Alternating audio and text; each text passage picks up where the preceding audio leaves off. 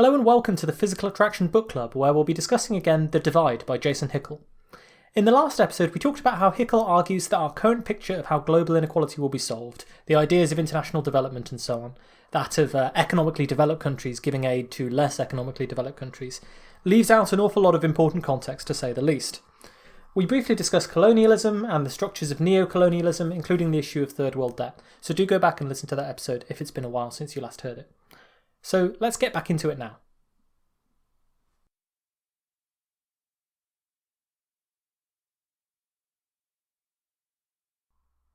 One point that Hickel makes, which comes through the book, is that the third world debt crisis really allowed wealthy nations to do softly, and through these financial agreements, what they had previously done piecemeal through military coups.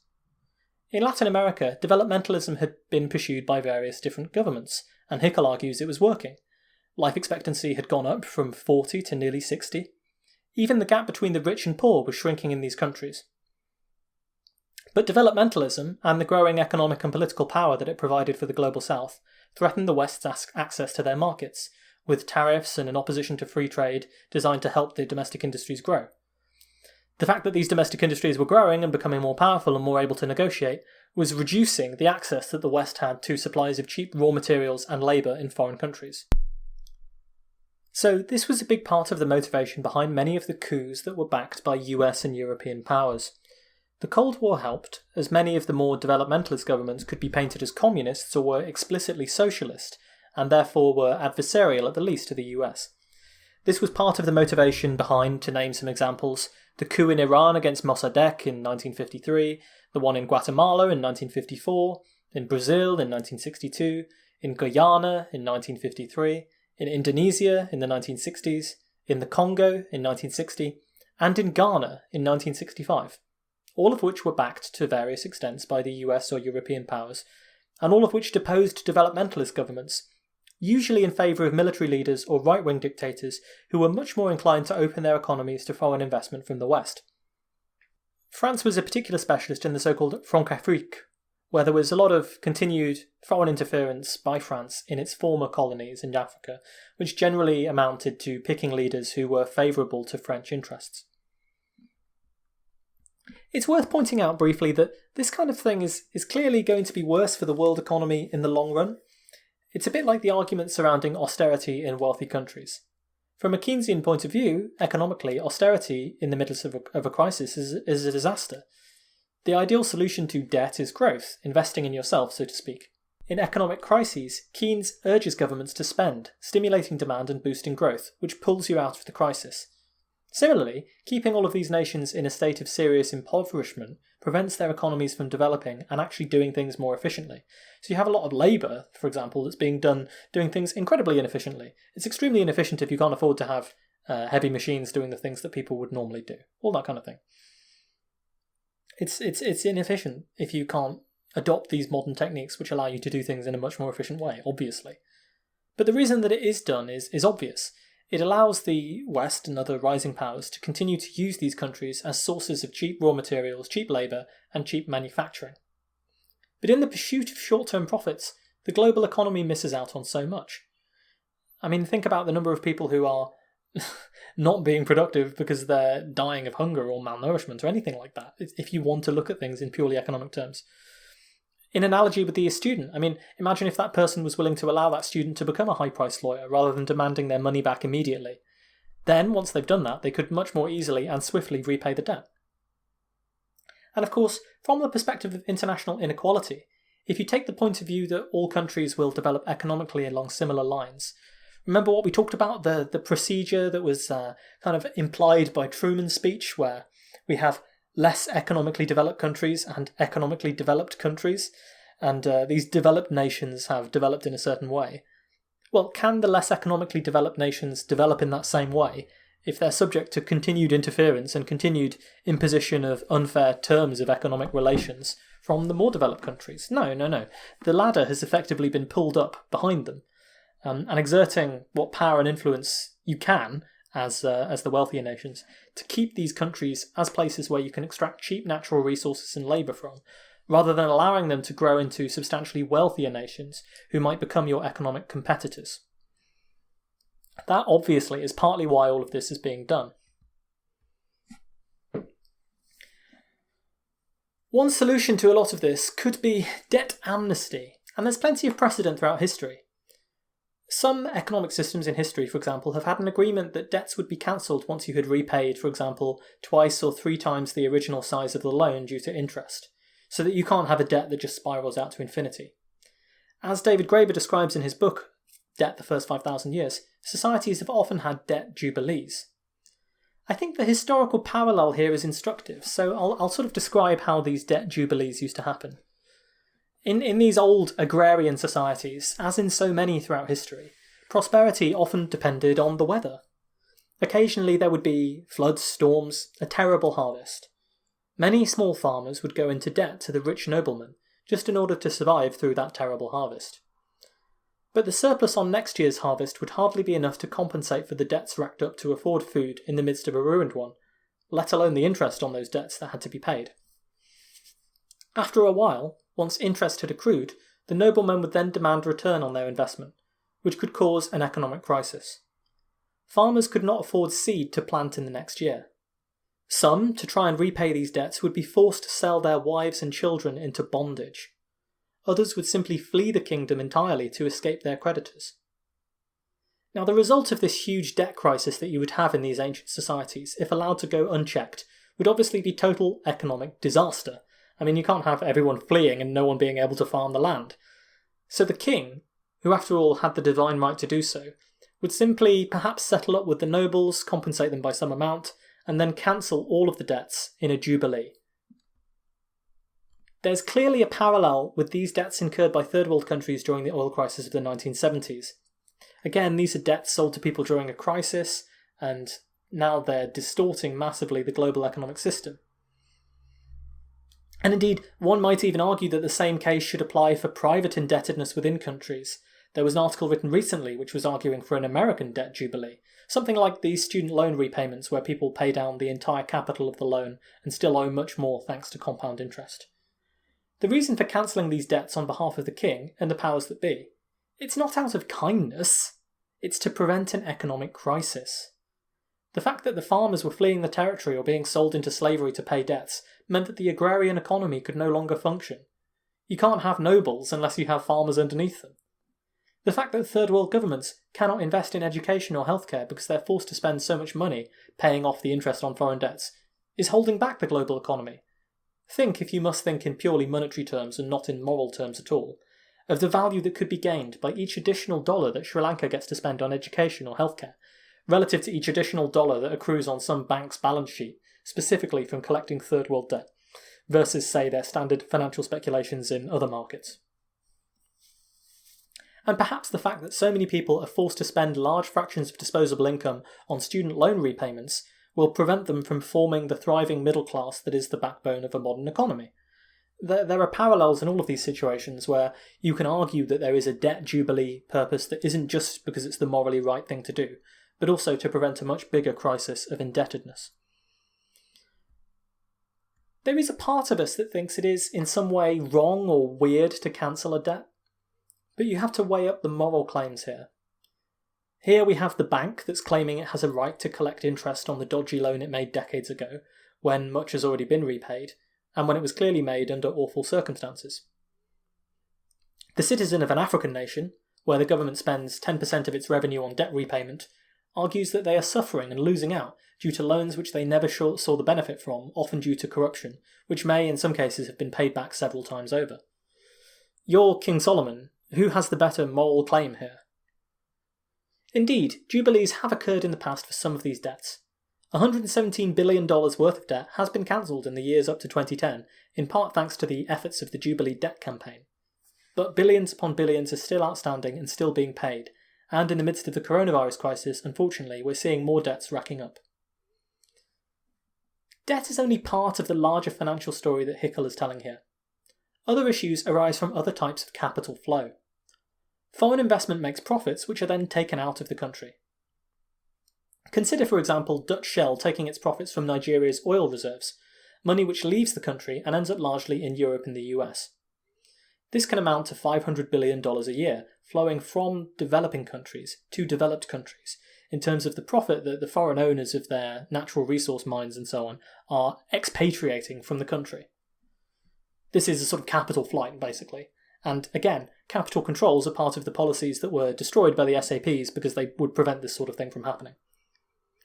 Developing countries pay $60 billion a year under the World Trade Organization's Agreement on Intellectual Property Rights for using patented medicines or seeds or other technologies which are vital to development and public health. And again, predominantly this is flowing from developing countries to developed countries. And capital flight is a big problem.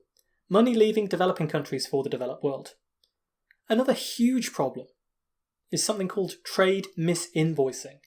So this is corporations listing false prices on their trade invoices to siphon money away from developing countries and into tax havens. You end up with a gap between what one country reports as its trade inflows and what another reports as its outflows, because people have overstated the value of their exports or they've understated the value of their imports. And this is really difficult because you might think that somewhere there's some accountant with a massive ledger who's making sure that all of the values of the things that are exported and all of the values of the things that are imported add up. But there simply isn't. Less than 2% of cargo ships that flow around are actually checked, and it's very difficult to know what constitutes a fair price because obviously this is debatable, isn't it? You could end up overpaying for something or underpaying for something depending on who benefits from that. According to the Global Financial Integrity think tank, which regularly compiles reports on this gap due to trade misinvoicing, listing these false prices, could be as much as $817 billion in 2017 alone. The problem here is that this illicit money, this money that's not really balanced on either side of the balance sheet when a trade is done between countries, it's not reported, and therefore it can't be properly taxed or subject to controls on the movement of money away from countries. So, for example, let's say you wanted to get loads and loads of money out of a developing country. You would simply say that your exports were worth a lot less than they actually were, so that there was no control on the capital flight. And then when the import comes in, you register it as being worth more than it is. This means that the governments of developing countries responsible for education and public health, they have no opportunity to benefit from many of the raw materials, foodstuffs and goods that they're exporting. Because as far as the governments and their policies are concerned, they're actually exporting stuff that's worth less than it's being sold at the other end, if that makes sense. Another major issue in financial terms is so-called transfer mispricing. One thing that's quite important to remember is that perhaps a third of world trade takes place not between corporations in different countries, but actually within them. Corporations buying and selling goods within their own corporate structure. So, for example, if you've got part of your business in Luxembourg and part of your business in the US and part of your business in Saudi Arabia or whatever, you're trading between different subsidiaries of your own company, and that's around a third of world trade. What can then happen is that corporations simply record ridiculous prices for a given good or service. They can then often use this to transfer funds to jurisdictions with lower tax. Particularly egregious examples that have been recorded over the years include, for example, one part of a company buying a toilet roll from another part for thousands of dollars in order to do this. This is a problem in the wealthy world too. In 2017, there was a substantial court case brought against Amazon by the IRS in the US. The IRS argued that Amazon had mispriced goods and services that it had transferred to its businesses in Luxembourg, a notorious tax haven. Correcting this mispricing, according to the IRS, would have increased Amazon's taxable income by over $1 billion. In the end, they lost the case. But in developing countries, the tax authorities don't have any opportunity to try and combat a lot of this mispricing. In many ways, the tax authorities are kind of intentionally left a bit toothless in these countries. When we look at how many of the regulators in our own Western economies are similarly toothless to deal with illicit financial flows and illicit wheeling and dealing and so on, then you can see why it's going to be even worse in a country with a government that has much less control over what's going on.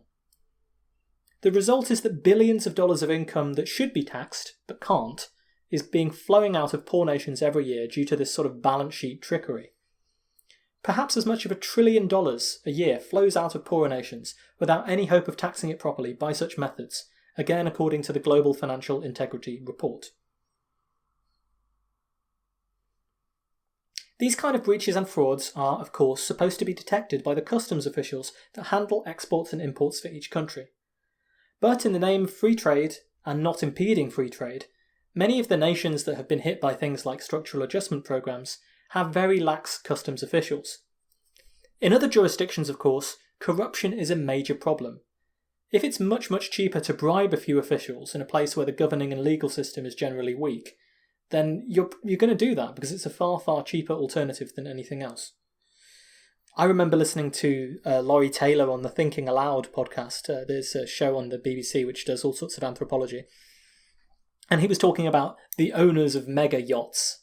And on these mega yachts, they have people who specifically have Rolex watches and Gucci handbags and Prada stuff and all, designer clothes and other material goods. And they keep these with them at all times.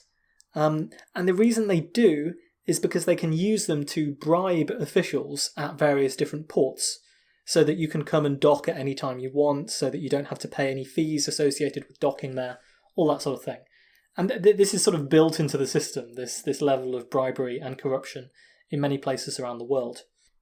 The real point that stuck out to me about this is how little we discuss it and how little any of this is raised as a general issue. Before I had read this book, I hadn't even heard of trade misinvoicing or transfer mispricing, and I like to imagine that I do pay some attention to what's going on in the world. But no one ever discusses these things. They are intentionally made dull, obfuscated in accounting trickery and complexity, buried in legal disputes about the best definitions and the best methods of accounting for this kind of thing, and then buried far from the public agenda. I looked around for discussions of these issues, even just to see if there was a counterbalancing point of view to the Global Financial Integrity Institute's arguments. But they are few and far between. If you see them, do send them to me, because I want to read more about this, I want to learn more. But it strikes me just so clearly that the best way to get away with crime is to make it boring. Even if you don't care about global inequality, this kind of thing should still be a massive concern. Tax evasion more generally. As I originally wrote the script, my own country was embroiled in some ridiculous stirred-up controversy about whether the lyrics to some particular patriotic song are going to be sung on TV this year. Whenever I see some controversy like this stirred up, I question who it is that wants me to be thinking about this and what it is that they don't want me to be thinking about instead.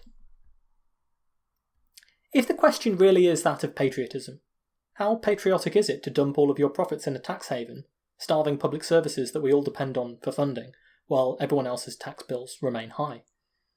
Even if you're listening to this as a libertarian sick of my bleeding heart ramblings about inequality and happy with a global system defined by dog-eat-dog raw economic power rather than principles of justice, then you should still be pissed off that wealthy people and corporations can effectively dodge the taxes that you're still compelled to pay.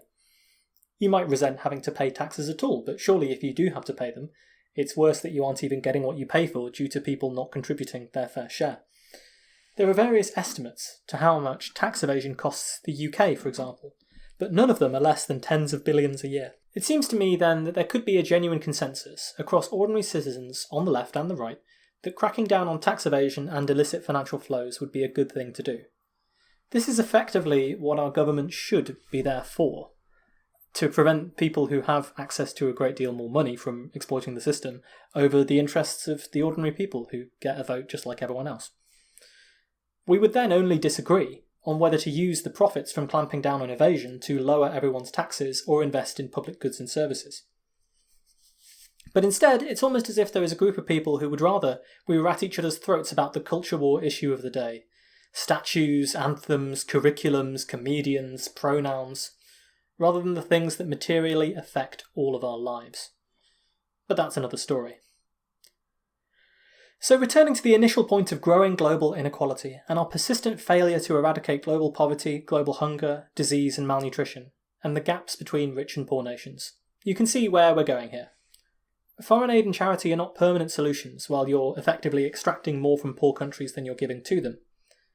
Economic growth is not necessarily a solution because countries are often being prevented from developing by this chain of debt, economic dependency, unfair balance of trade, corruption, and occasional coups.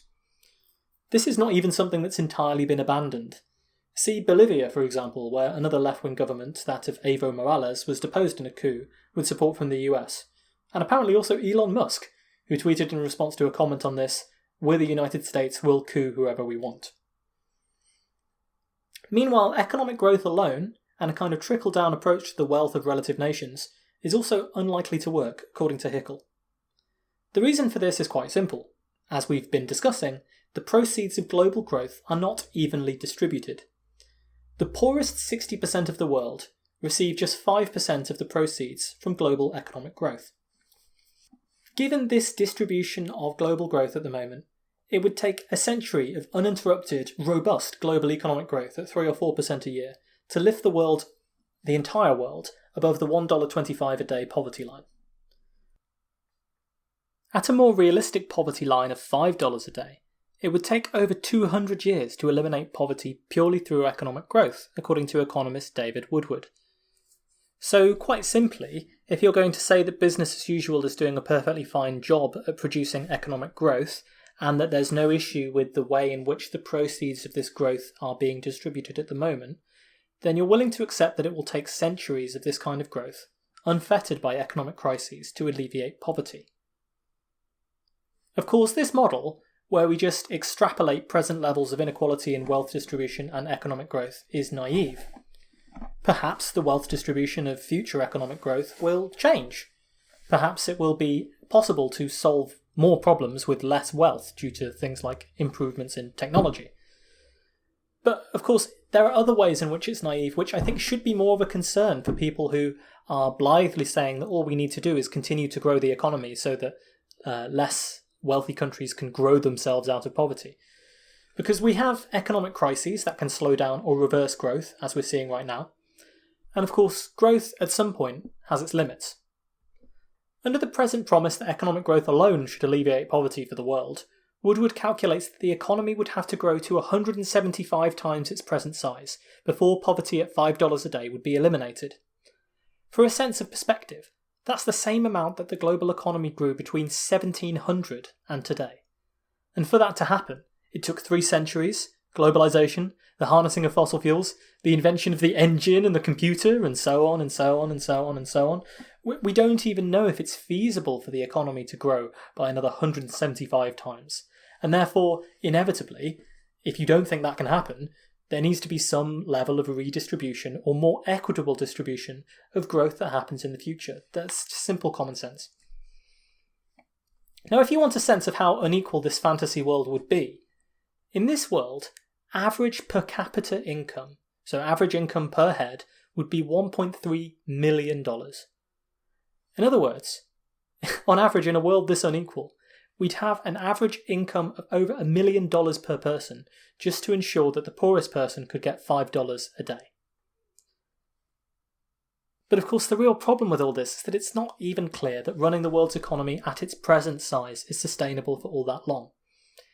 It's difficult to calculate precisely how quickly we are using up various resources and to know how long we can sustain our impact on the Earth's biosphere in terms of, for example, the footprint that our agriculture has.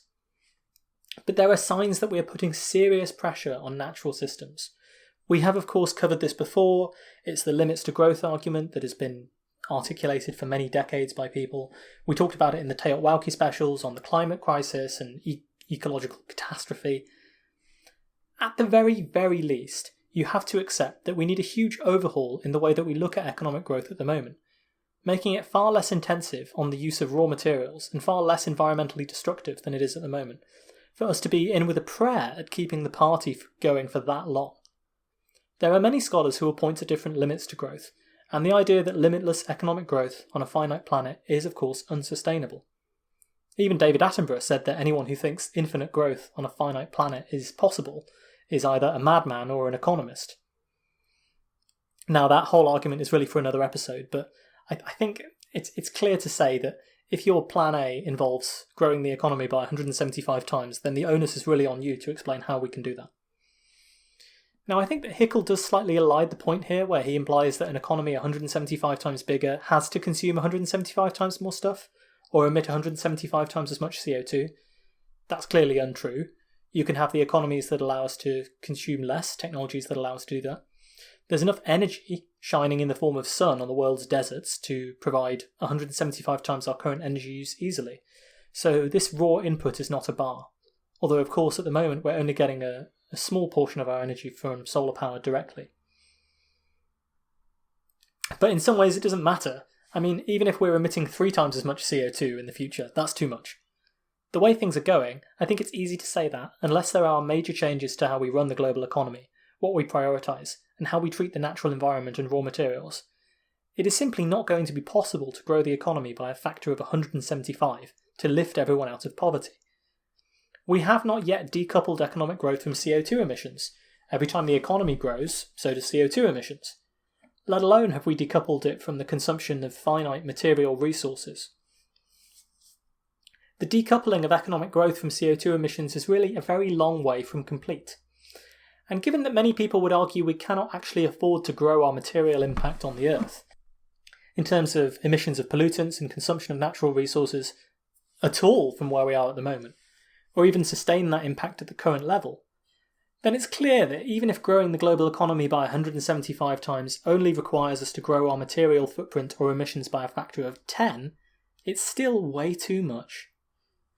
So trying to grow our way out of poverty now, as seems to be the suggested remedy, could cause catastrophic environmental, ecological and climate disasters. And in the near term, those pushing for global growth at all costs, even the environment, and saying that poverty alleviation is the reason to do that, they're effectively ignoring the fact that most of the negative consequences of that growth, the environmental destruction, the so-called externalities of it, fall again on the poorest people in the world. It's effectively irrelevant if global economic growth has supposedly boosted your income by $1 a day, if you can no longer grow food on the land you used to work, which is now flooded, or exposed to unbearable extreme heat in a climate-changed future. Incidentally, this is of course part of the problem that models that try and integrate climate and economics have always had. They will often say things like, for example, the damage due to climate change will only be 5% of global GDP in a worst-case scenario or something. The problem is fungibility, yet again. This metric of GDP assumes that all the different numbers of GDP are completely fungible with each other, as in you can exchange them and trade them happily. That's obviously not true. If the 5% of GDP that you've wiped out is agriculture, it doesn't matter if you have twice as many lawyers accounting for twice as big a sector of GDP, if you see what I mean, because you kind of need that food, regardless of what your job is. So you can see that these arguments about raw economic growth as being the only thing that matters, when actually what we're talking about is the carrying capacity of the Earth, the ability of our planet to provide us with all of the things that we need to survive, and God forbid, to live happy lives. It becomes important that limitless economic growth is not the only thing that we can possibly rely on to alleviate poverty, to alleviate suffering. So the idea that this limitless economic growth on a finite planet will provide the solution to poverty may well also prove to be a mirage, unless we can find some way to grow sustainably and limit the environmental destruction, resource depletion, and greenhouse gas emissions that have accompanied growth since the very beginning. And of course, this then makes you question what the alternative might be. If you have a choice between growing the economy by a factor of 175, notionally so that the poorest are no longer in poverty, or a more equitable distribution of today's wealth that would accomplish something similar, why would you advocate for the first one? I'm reminded of Christian Riley in our episode on MMT, comparing it to filling up the bathtub in the upstairs flat, in the hope that their flat will entirely flood and then eventually some of the water will trickle into your bathtub, rather than just turning on your own taps. So, all in all, the story that Hickel narrates about global inequality and poverty is a grim one. It begins with colonialism, that vast theft of wealth which turned slight economic and technological gaps between countries into yawning chasms.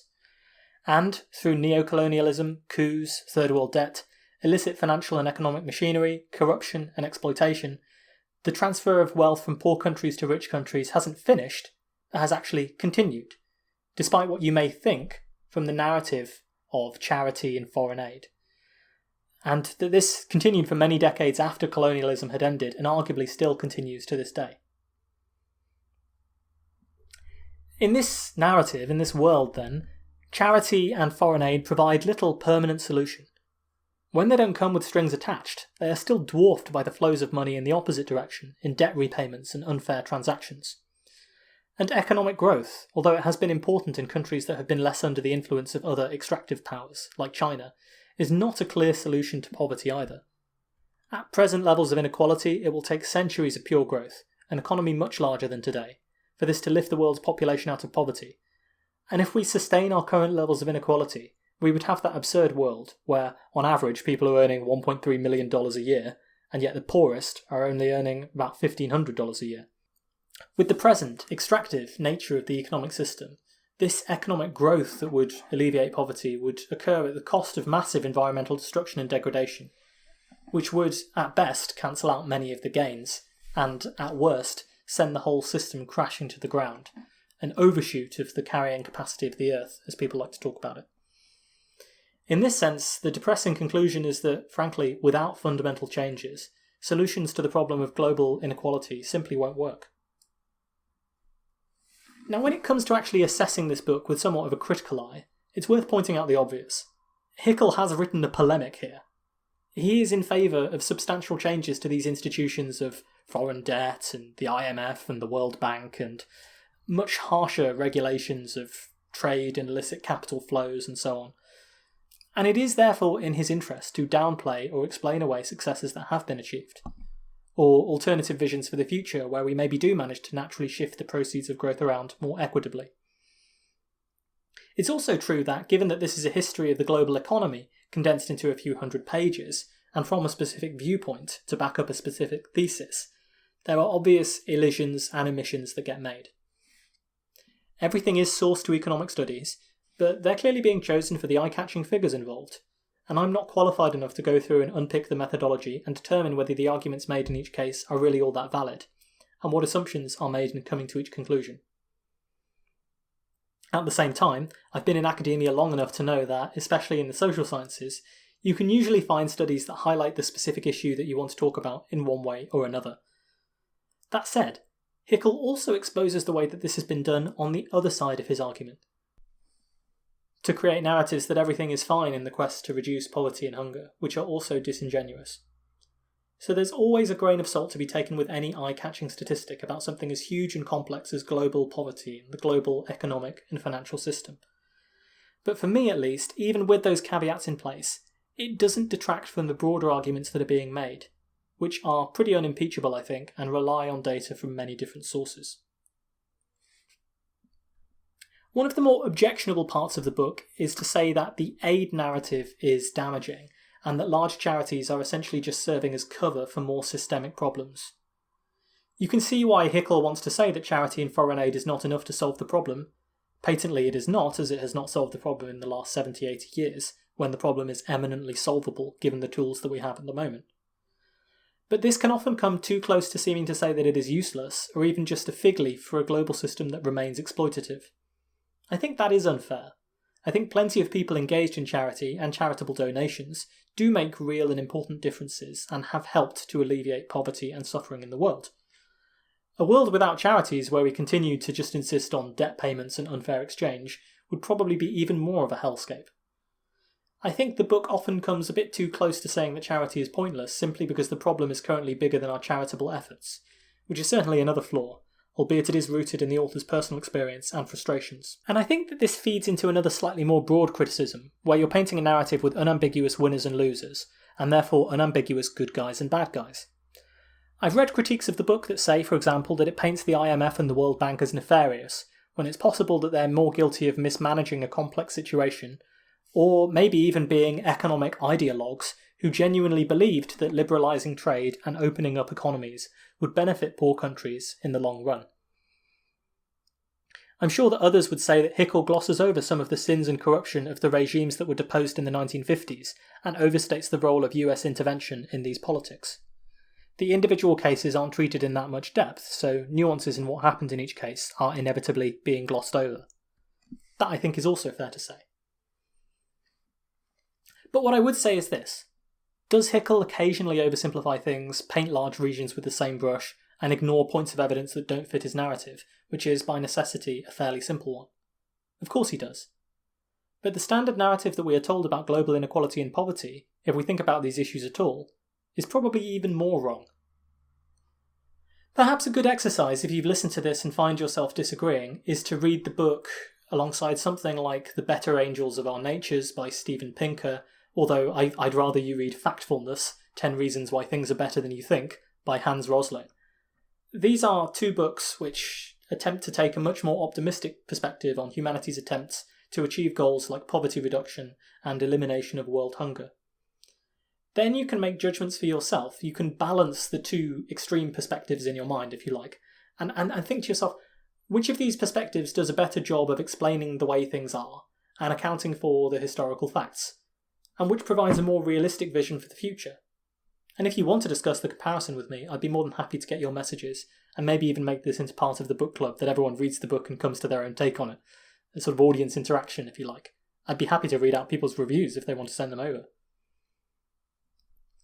But to my mind, the simple optimistic narrative, I think it's even more oversimplified. The sort of notion that Pinker and others have liked to sell, where the world is just one continuous movement towards growth, happiness and progress, and that the way things are run at the moment have no injustice in them. I think it's a complacent narrative. This standard narrative doesn't engage with the past. There's no discussion of how it is that countries came to be poor. It doesn't engage with the present. There's no discussion of how economic growth as it occurs at the moment is unfairly distributed, how foreign aid is outstripped by debt repayments, and so on. And it doesn't engage with the future, whether it will be sustainable to simply grow the economy with no redistribution or rebalancing, so that the world can be lifted out of poverty on a finite planet. If you have any concept of the future at all, it will probably just be, oh, technology will solve everything, in a way that's very vague. Where these issues are engaged with then, history is erased or explained away as all in the past now. The present is not perfect, but better than history, right? And the future is a technology-enabled utopia, where everything is so brilliant that poverty simply melts away. That may yet come to pass, and I am very in favour of everyone who is trying to develop technologies that will help that happen. But it's quite an assumption that we can just carry on the way we're going and that it will happen. And I am also firmly of the view that we shouldn't allow ourselves to be satisfied with just some progress, when evidently so much more is possible. I'm basically a frustrated optimist here. In the last few hundred years, humanity has made some really extraordinary achievements. This is the period of history that we're calling the Great Acceleration. We've taken off. Yes, technological development and the establishment of a globalised economic system with trade across all parts of the world, these things have produced tremendous amounts of wealth. We've harnessed huge amounts of energy stored in the form of fossil fuels and lately renewables as well. We've created amazing technologies that can extend our life expectancy from a paltry 25 to well over 80 in developed nations. We can travel into space. We can harness energy from the sun. And I can communicate with all of you, people mostly I will never meet from all over the world, with a little plastic box in my room which lets me broadcast these rants to you. We have done some really genuinely amazing stuff. Why then should we settle for a system that doesn't let at least some of the fruits of this extraordinary progress go to billions of people who remain in abject poverty? People will say that some inequality is inevitable, even a desirable prerequisite for economic growth, or for society to function, or whatever you might want to have. That may well be true from a sort of but life is unfair perspective. But no one is ever willing to defend precisely this level of inequality. No one is ever willing to say, sorry, things have to be exactly this unequal, or we simply won't get any of the benefits that we've experienced for the last few centuries. People aren't willing to say, for example, that if we were only to go back to the levels of inequality, say domestically in the US that existed in the 1950s, this would be some terrible system that couldn't possibly exist. People aren't willing to say that you simply have to let multinational corporations get away with tax evasion, that you have to extract huge fractions of GDP from poor nations in the form of debt repayment, or else we can't have nice things. People don't say that. People don't defend the specifics, the current levels of inequality that exist, either within society or between nations. And the reason they don't do that is because that position is indefensible. So instead, they point to what progress we have made, and not the progress that we could have made. And I think that's just disingenuous. Instead, if people do want to try and defend global inequality as it exists today, they will usually make the case that we have two alternatives. allowing everything to proceed exactly as it is at the moment, perhaps with a few incremental tweaks around the edges, or violent global communist revolution which doesn't work. This point of view, to my mind, shows a distinct and rather depressing lack of imagination, and a lack of willingness to engage with the substantive detail of the problem. Is it really beyond the wit and capacity of humanity to solve these problems more quickly, in a less destructive way? Is it really the case that there is absolutely no way we could have better enforcement systems for things like tax evasion and trade misinvoicing? Is it not more likely that the reason we don't have these systems is because the people who benefit from them have a disproportionate influence over the legislatures of countries? The optimists, optimistic about our potential, must surely say that of course we can do these things if we want to. So why then present this narrative where everything is perfect and there's no need to make any major changes to the world, where all you need to do is be optimistic about how well you're doing and not about where you could be? And if it's possible to make these positive changes, why are we not doing it? We know that we produce enough food to feed 9 billion people comfortably. Why then are we happy with a system that allows hunger and malnutrition to continue? This really shouldn't be all that radical. It's not the same as saying that everyone should have the same amount of wealth, regardless of their personal merits, fortune, or hard work. It is simply saying that people should not have to struggle to survive when it's not necessary. That malnourishment, by the way, obviously means that millions of people around the world will be permanently stunted and won't be productive workers. So if what you're concerned about is a maximally productive economy, you could make more money in the long run by ensuring everyone's well fed. If your only measurement for what's worth valuing in the world is what's valuable to the economy. If having a conscience and being aware of these issues allows us to only slightly rebalance the way things are done now, it will still be worthwhile.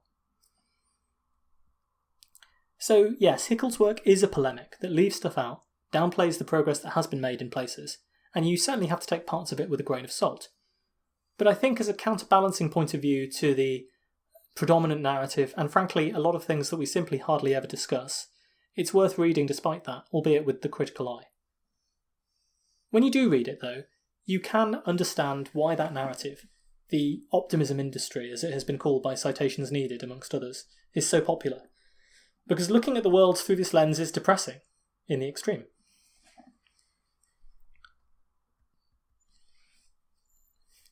The final criticism I would make is the obvious one, although maybe it's a larger issue than that. Like many books of its type, The Divide is far, far better at illustrating the history, the scale, and the nature of the problem than it is at suggesting practical solutions. There is a solutions chapter at the end of the book, but it's fairly thin on the ground in terms of detail. There are obvious things that would help in the situation. Cancelling the Third World debt via campaigns like the Jubilee campaign would be a start, particularly as, even in the midst of the COVID-19 crisis, the debt repayments that are being extracted are at record levels. Governments have suspended only part of the debts due to be paid according to the G20 and Jubilee debt campaigns, and private and multilateral creditors, the banks and so on, have not agreed to suspend any of the debts during the crisis. These impoverished countries are set to pay down 14.3% of their tax revenue on repaying debt on average in the 2020, much of it accrued after the global financial crisis, compared to 6.7% in 2010. Clamping down on these illicit financial flows would help. Taking action against tax havens would help. Addressing climate change, which, as we talked about on this show before, will constitute a massive transfer of wealth from the rich to the poor, because the impacts are disproportionately visited upon the poor, alongside, of course, a massive intergenerational transfer of wealth, because the impacts are disproportionately visited on the young. These things will also help. Of course, it is difficult though, because when you approach the world from a viewpoint like that espoused in Hickel's book, much of world history arises because powerful interests have exerted their power to maintain their own power, wealth, and influence. So the idea that they will suddenly have a change of heart and give it all up is naive. Similarly, trying to overthrow those interests by revolution produces its own, often massive, problems and internal contradictions, as anyone who has ever read other histories of the 20th century can tell you. To me, this seems just as unrealistic a solution as relying on everyone to suddenly have a change of heart, and one that's far more likely to lead down the path of death and destruction. If we decide to ourselves that we cannot possibly resolve the issues of massive global inequality without a global revolution that topples everything, then we will be waiting forever for that to happen. Some hope that climate change or environmental catastrophe will eventually prove to be bad enough to galvanise the world into a new way of thinking. That could still be possible. There are inspirational activists of all ages and dispositions who recognise that things need to change to address this problem. But at the same time, when crises hit, we more often see those in charge exploiting them to consolidate power. The oil crisis in the 1970s, a global economic shock that resulted in many of the debts piling up that have been used as an instrument of financial and economic leverage ever since, is a prime example illustrated in the book. But it goes back to, for example, Britain continuing to export grain from Ireland during the Great Potato Famine. Even now, in the midst of the COVID-19 crisis and the global economic fallout, the net effect is increasing inequality, both within nations and between them. In light of all this, then, it is understandable why we so often prefer to believe and listen to narratives of progress and optimism if we think about these issues at all. Because actually, the alternative, acknowledging the vast unfairness of it all, can seem to be so much worse. Seeing it all laid out, as Hickel does here, in rather grim detail, can feel like just a lot of negative information that we can't do anything about. And so we come back to another endless debate between optimistic spins and pessimistic spins on negative information, and which ones spur more action to solve problems, which is familiar to anyone who has been engaged on the debate on climate change and how to respond to that. We are implored to look to our democratic institutions to raise awareness of injustice and to keep the pressure on in the ways that we can talk about these issues. That is the only option that we have. But when, for example, the British public is still divided on deciding whether colonialism was something to be proud of or not, and when most of them think that we spend too much on foreign aid already, it seems unlikely that they will suddenly turn on post-colonialism in any meaningful way anytime soon. Which means that those of us who care about these issues, and when I say these issues, that is a dispassionate way of saying the fact that millions still lead lives filled with grinding misery, poverty and suffering that is totally unnecessary in this day and age. Those of us who care about that still have an awful lot of work and persuading left to do. We have a lot to teach and a lot to learn. But the pessimism that we can feel when we see how these problems still exist, we should counterbalance that with a great deal of optimism, that now, perhaps for the first time in human history, we actually have the ability to erase poverty, hunger, malnutrition, and all of these global problems from existence.